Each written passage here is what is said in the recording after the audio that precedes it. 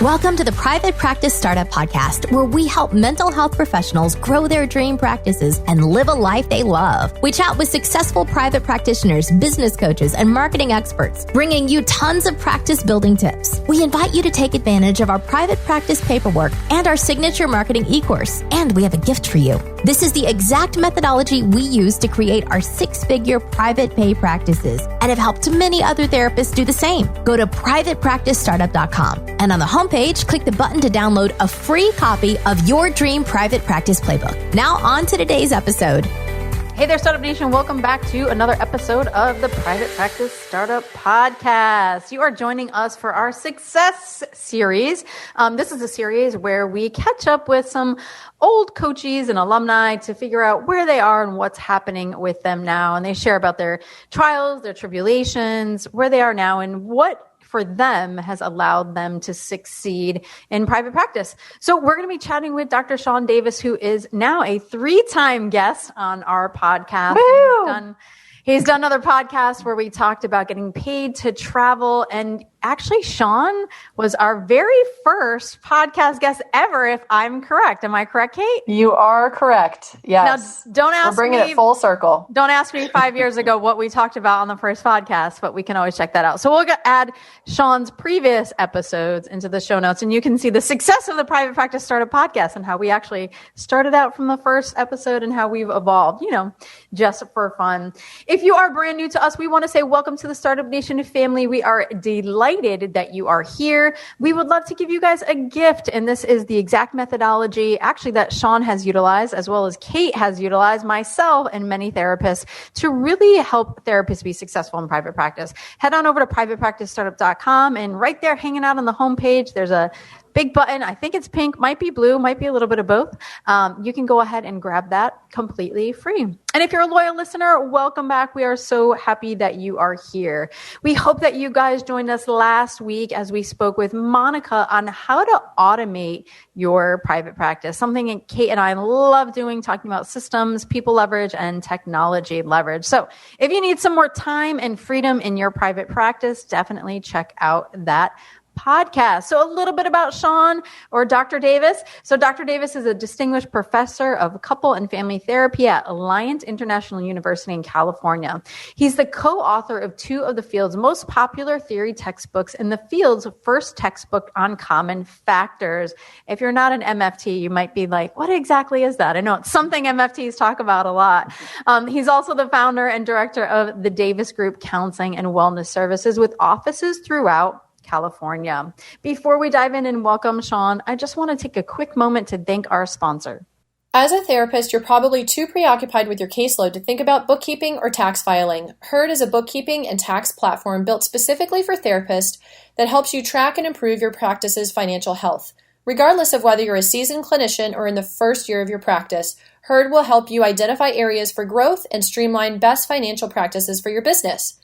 When you sign up, you'll work directly with financial specialists to track your income and expenses, file taxes online, and grow your business. You'll also receive financial insights such as profit and loss statements and personalized monthly reports. Say goodbye to reviewing spreadsheets and guessing your tax deductions or quarterly payments. Focus on your clients, and Herd will take care of the rest. Dr. Katia, a psychologist based in San Francisco, says, "Working with Herd freed up my time to focus on what really matters in my practice. Managing my books is now easy, transparent, and cost-effective. Plans begin at $75 per month and can easily be tailored to fit your business's financial needs. Schedule your first consultation at joinherd.com. That's joinherd.com. Look, paydays are great, but running payroll, calculating taxes, deduction, compliance, that's not easy. Unless, of course, you have Gusto. Gusto is simple, online payroll and benefits built for small businesses. Gusto automatically files your payroll taxes and directly deposits your and your team's pay. Plus, you can get all kinds of benefits like 401ks, health insurance, workers' comp, and so much more. And guess what? Because you're a listener of the Private Practice Startup, you get 3 months free once you run your first payroll. Head on over to gusto.com/PPS as in Private Practice Startup. That's gusto.com/PPS. Sean, welcome back. 3 times the charm. Thank you for having me. I'm excited to be back. We have come a long way from our first one, I think. Yes, we have. It was on the 4 myths to starting a private practice. I believe, if my memory serves me correctly, I didn't look it up, but I think that's what we talked about. I think you're right. You're right. Great. Yeah, great memory. And I remember being so nervous, and it was a little awkward. So we've come a long way since then. It's good. And then the next time we had you on, we were talking about getting paid to travel, and it was right before we went into the full-blown lockdown with the pandemic. So it was like the last of the traveling endeavors before everybody went on lockdown. Literally days before they kind of shut everything down. Yeah, and I was in Mexico at the time. I've had a lot of people ask me, why didn't you talk about the pandemic during that? And I was like, well, we didn't know it was a thing, really. Right. Yeah. Well, we talked about some of the interesting things that you've had to deal with, traveling with colleagues and stuff like that. And there were some good stories there. So you guys will have to check that out. But today we're talking about your success in private practice. Now, I know you and Kate go back a little further than you and I and Kate. And, why don't you just kind of share with us your journey in private practice overall? Sure. So when I moved to California, I was not getting paid very much as a professor. And California, of course, being such an expensive state, I knew I had to come up with a pretty major side hustle. I'm the sole breadwinner in our family. But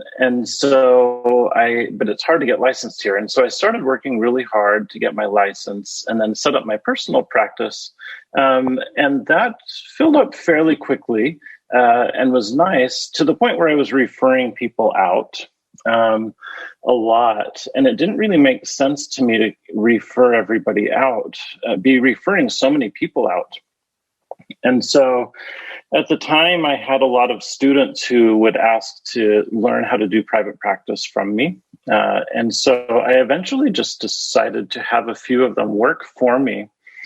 Made a lot of mistakes along the way in terms of figuring out, the employee situation, how that all works, and figured out a lot of things along the way, and slowly started out as a sole proprietor, actually, just with a few people working for me as W-2 folks, and then eventually incorporated in 2015 into the Davis Group.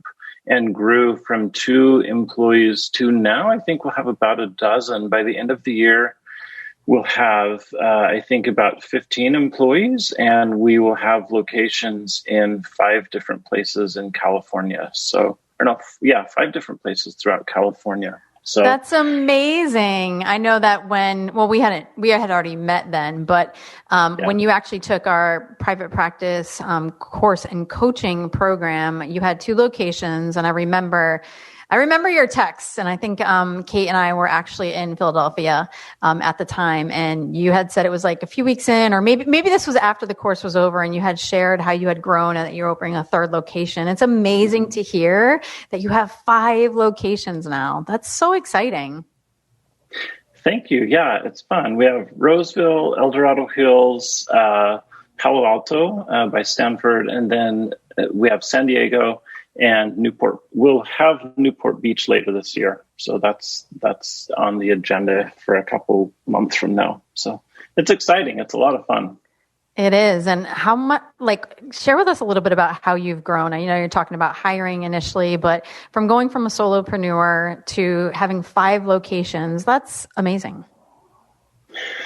Yeah, the main way I've grown, and your class did help me a lot with it. I am very much I was raised with not a lot. And so scarcity mindset was very much sort of a core part of who I was. And I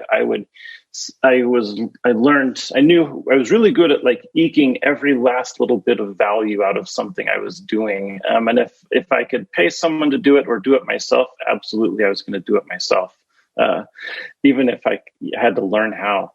So that worked really well at the beginning in terms of like bootstrapping for my own practice and maybe even having one or two people working for me. It wasn't that big of a deal. But as I started to expand, and remember, this is a side hustle. This still is a side hustle for me.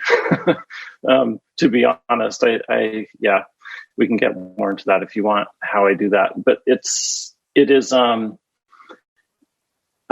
was difficult for me to make that transition as I started to grow to realizing I can't do all this stuff. I have to let go of it. If it's going to keep being the quality that I want, I have to start outsourcing some of this stuff. And now I outsource all of it. Everything I'm doing, I'm like, who else could be doing this? And so we just furnished an office and my wife and I this morning, or a whole suite. And my wife and I this morning, like, we can't do that again. We've got to write down every single thing we did. And so next time we just plug it in and it goes. So that's the big way I grew, I would say, with learning how to outsource and shift from that scarcity mindset to more of an abundance mindset. I know that Kate was laughing, and I think her and I were reading each other's minds at that moment that you were talking about that. And I declared to her that this year I wanted us to become outsourcing queens. And like literally that's how I view my life. It's kind of like, I don't need to do that. Who could do that? There's someone else actually that could do that better than me. Who can I outsource that to? Let's create a system so we don't have to do this next time. So we're right there with you. And it's interesting watching the evolution of ourselves through that process. It's just such a more peaceful life, to be honest, to have, and things end up looking better. Like if you hire a professional to do that thing, it ends up looking better and your business is more successful. You're more relaxed. It gives someone else a job. Everyone wins. Talk to us a little bit about some of the things that you've set up in your businesses, because you have multiple locations under your brand umbrella that have allowed you to have greater time and freedom back in your life because you have those aspects outsourced and other people managing aspects of your business so that you can focus on other areas of life. Yes. Well, one of my main philosophies for running my business is I hire the right people. And then once I've hired them, I treat them really, really well. And I become really, really invested in their success and their development and growth as an individual. And I have found, and I really genuinely care about each and every one of them. And I think they know that. We talk a lot, stay connected, that type of thing. And so I have found that doing that, hiring the right people and then giving them sincere, focused, personal attention, I have almost no problems in my business that are not easily solvable, like just routine administrative stuff usually, but no personnel problems, no drama. It really just runs itself. You treat them well, and everyone. It's a commission-based model, so people take home what they the percentage of what they make. And so there's that intrinsic motivation to work. And so really other than when I'm opening up a new location, I really spend maybe 7-8 hours a week on the business. But the revenue, of course, the profit from it is at this point significantly higher than what I make at the university where I spend a ton of my time. Mm-hmm. Interesting. Sean, I'm sure so many people are wondering, what are your tips on how to hire correctly? Well, I am a little bit of a cheat with that because as a professor, I get to watch, I'm basically interviewing my students for 2 years or 5 years in the doc program without them knowing it. And so I have the ability to pick the very, very best of the best and invite them to come and work for me. And that's honestly been a big part of my success, has been just hiring the right people. Obviously, that's cheating on my part. Not everyone can do that. But I don't view it as cheating. I view it as just taking advantage of an opportunity. But for those of you who don't have that opportunity, which is most people, I would say you have to hire someone who has a lot of personal integrity, and who has a really strong work ethic, and who is a really good clinician. And the way I think of it is, and if you have those three things, they also have to be someone who, like, the desire to help and to be a good clinician is in them. Like, it just sort of burns. Like, a lot of people, it's the type of person, if they go to a public mental health agency, for example, to work in a place that is not a private practice, they find that they just really don't fit, and they're really restless and unsettled, and they want to be out on their own, having a bigger impact. And so those people tend to do really well, I think, in private practice. Nice. And just trusting your clinical intuition. For sure. And I love the process that you actually utilize, is really interviewing, your students over that time period. It's interesting. Kate and I became business partners, and we kind of had a practice for like a few years before we became business partners. And it was through that we just realized we worked so well together that it was an easy transition. And Kate's been amazing business partner. I wouldn't trade her for the world. Mm-hmm. But right back at you. We did have that opportunity to work together before, we got married. In business, yes. Nice. Yeah, no, you guys have really built an amazing, I would say probably the premier consulting group out there for this stuff. It's become really impressive. Thank you, Sean. So what are some other things that have worked for you? Yeah, here's one that is a little bit random. I would say another piece of advice is to seek advice sparingly. And I'll say a little bit more what I mean about that. Namely, when someone is really anxious about starting something like a private practice, it becomes very easy to equate gathering information with doing work.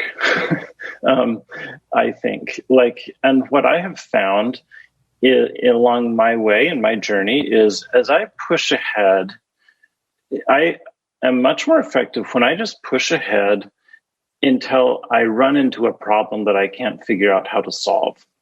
And when I do that, and I have to be really honest with myself, like, Sean, you're really bad at marketing. Like, you were good at marketing yourself, you're really bad at marketing your group. And so when I realized that, it's like, okay, I need help with this. And then I found you guys, and that it helped a lot. But then once I figured that out, then it's back to work. I could read marketing books forever, right? And not actually do any of the work. And it's easy when I'm nervous about them. When you get nervous about implementing stuff, it's easy to get stuck in just gathering more information and feeling like you're actually working, when really you just need to put the books down, get to work.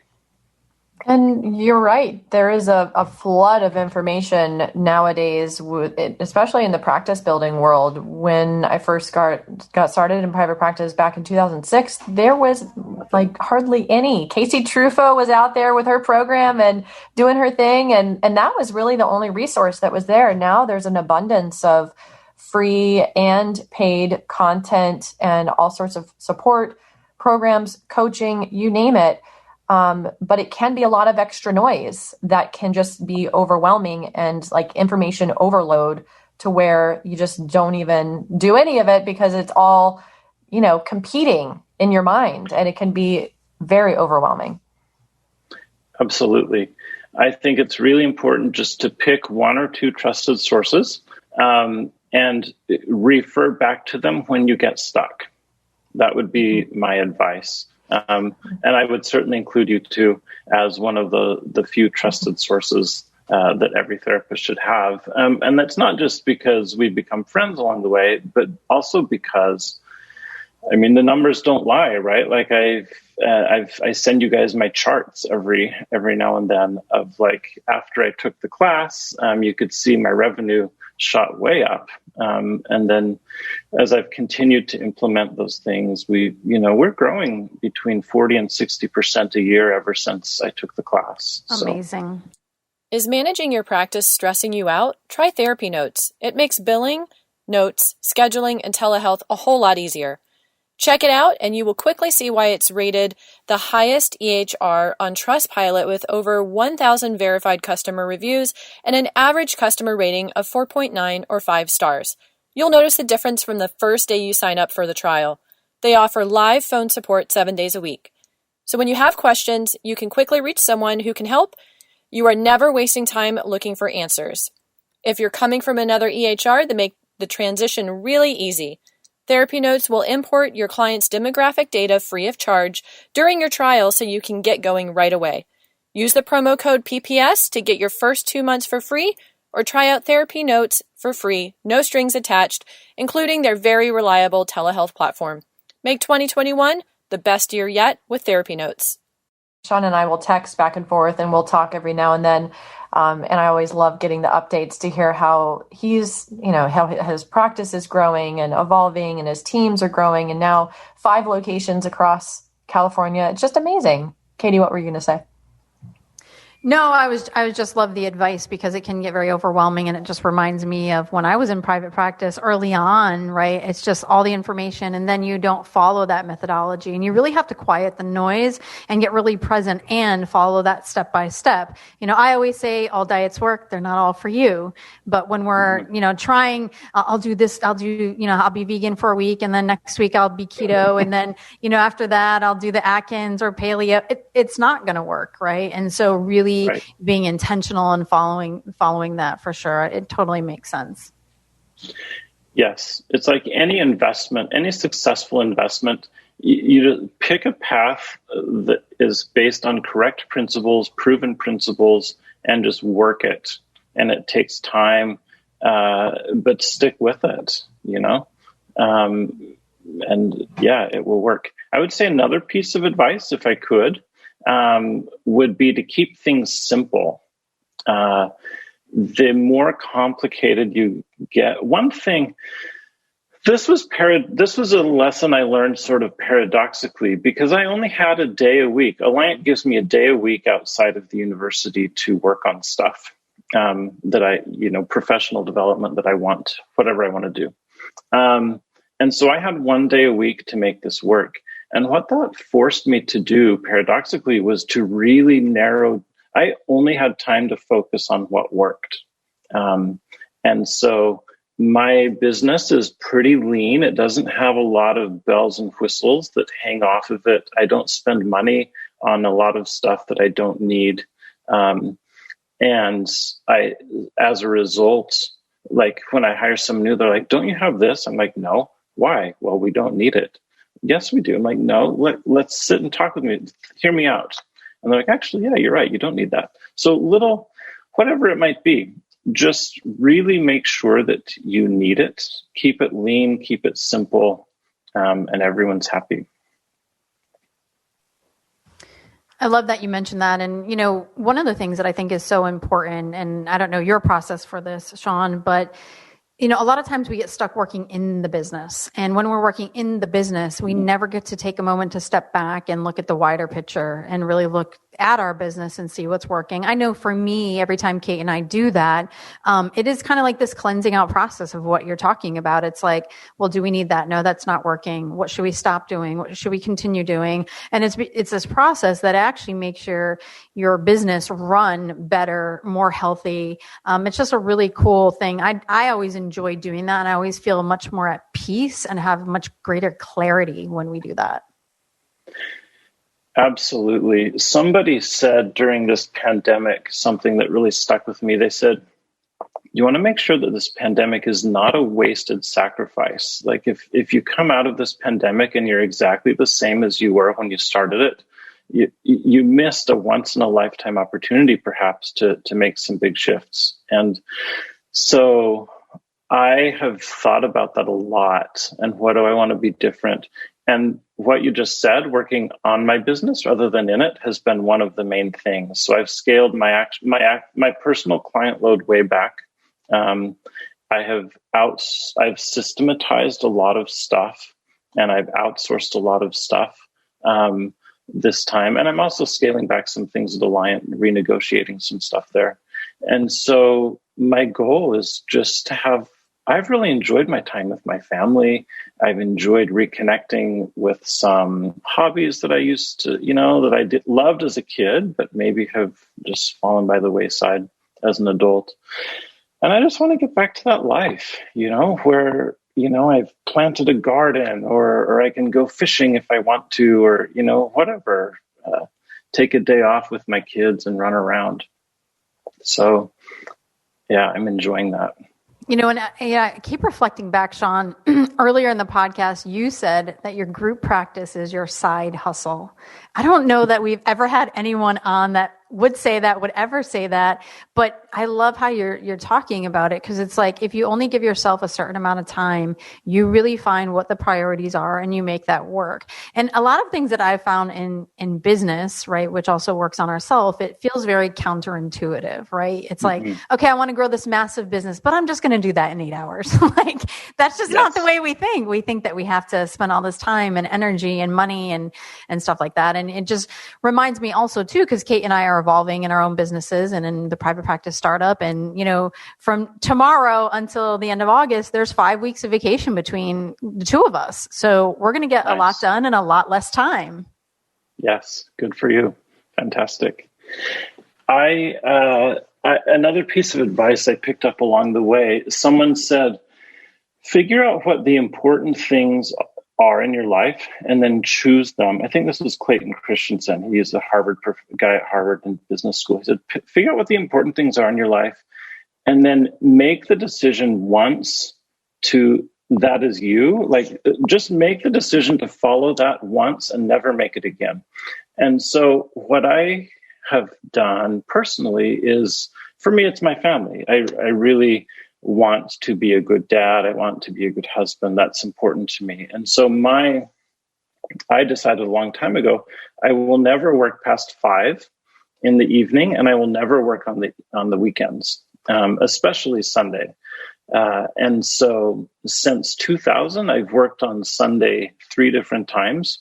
And I never take a client past 5 p.m. And I almost never work. Sometimes I have to teach a class in the evening, but just to make the family a priority. And I've found, paradoxically, if you put that boundary around your time where, okay, this is the only time I have to get done what I want to do, I actually am a lot more productive. But when I have this way open-ended schedule, I just waste a lot of time messing around doing stupid stuff. So true. So true. One of my biggest stupid stuff is being in that darn email box. Kate and I are officially out of the private practice startup email box, and it takes practice, right? What you're saying, it's like you make that commitment, you make that decision, and then you just do it. And life is so much better. Yes. And people protest and people resist at first, but who cares? It's not their life, right? You've got one shot at this. Yes, beautiful. Don't spend it answering emails. Any final tips specifically on our topic today, Sean? On building a practice? I would say go for it. I really think right now there is no better time to start a practice than right now. There is so much need with mental health. The pandemic, I think, partially amplified, but then also partially just normalized and illustrated was there to begin with. And so now is a wonderful time to start a practice. You already know chances, or at least have access to what you need to get one going for most people. Just take the leap and get started. Find a little place to rent, get your name out there, get started, and then grow. Keep going until the world tells you no, and then figure out a way around that no, and then just keep going. It's your life. Nice. And what do you want our listeners most to take away from your message today? Hopefully some hope, and hopefully doing it for right reasons. Do it not to, make a ton of money or something. Do it to really make a difference. If you're building a group practice, do it to benefit the lives of the people that you hire and to give them an environment where they can build a life that they really want. And if you do that, the success follows. But if you go into it just to try to be successful, that's annoying, and you're probably not going to be that successful.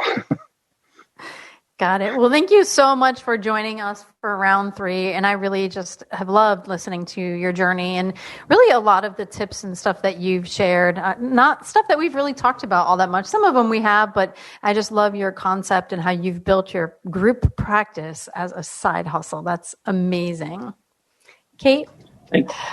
Yeah, it's always a joy to connect with you, Sean, and just hearing your perspective and seeing the growth that you've had and are still having. It's really, really cool. So we look forward to seeing what's to come for you and the Davis Group. And Startup Nation, we hope you enjoyed this episode. We love hearing feedback from you, so we know that the content that we're creating is really meeting your needs along the practice journey. So we encourage you to subscribe, rate, and review our show. Of course, share with your friends and fellow colleagues to support them in their journey as well. And let's take a moment for our Startup Nation superhero shout out for today's episode. This comes from Sierra. Sierra says, I'm enjoying your podcast and appreciate all of the knowledge you've worked so hard to impart on your listeners. I've learned a lot, and it's awesome that all of the information on the podcast is free because, starting a private practice is a bit confusing, scary, and labor intensive. I know it's all going to be worth it. Sierra, we are here cheering you on every step along the way. And we're so glad to hear that the podcasts are really supporting you along the journey because, yes, it can be confusing and scary and a lot of work. But we're here supporting you, and we will look forward to seeing you on the next episode. In the meantime, stay inspired, everybody. Take care. Thanks for joining us on The Private Practice Startup. Visit theprivatepracticestartup.com for awesome resources, free trainings, attorney-approved private practice paperwork, and so much more.